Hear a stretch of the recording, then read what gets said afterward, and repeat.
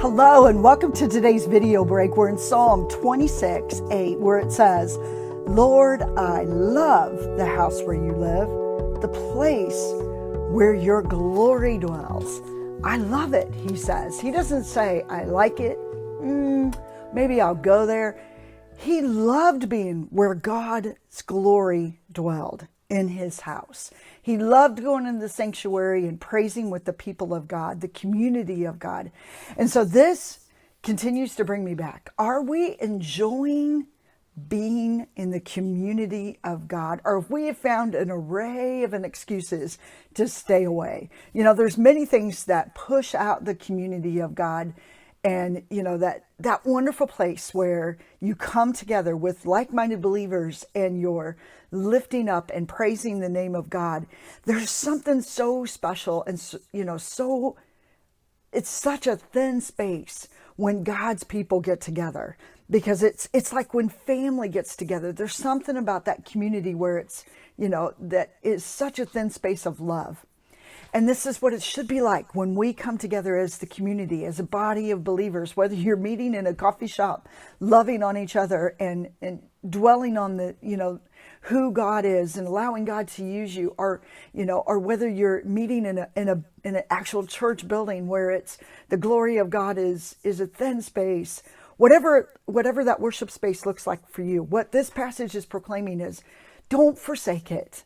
Don't forsake meeting together, but coming together under, you know, in the house of God, where, you know, when you come with other believers, the glory of God is an amazing place because you're praising him together. It's a reaffirming of your faith.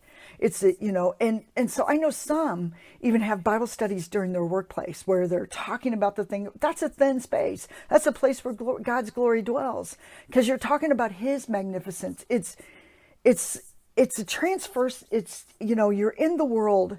We're in the world all week, you know, and isn't it amazing that when we pull aside that special day, and it may be every day for you, which I hope, where you're coming together with like-minded believers, and it becomes a place where you're being filled back up and you're being reminded again of who God is in the midst of the world. We need each other. And hopefully you or I never get to the place where we think, I don't need the community of people. I don't need to be surrounded by them anymore because, you know, I've got me and I've got God and it's all good. You're missing a big source that God has provided for you, is like-minded believers coming together as a community. Are we perfect people when we come together? No, but that's what makes it so awesome, because then we're meeting with a perfect God who dwells among us and allows us to rest in his assurance again and fills us back up with hope when we gather together. Maybe, I don't know, maybe God's going to spark you to start maybe a Bible study amongst people. Maybe God's going to spark you to, you know, have a gathering inside of your home. I don't know what it looks like for you, but I certainly hope you're meeting with believers on a regular basis, enjoying the presence of God. Have a blessed day.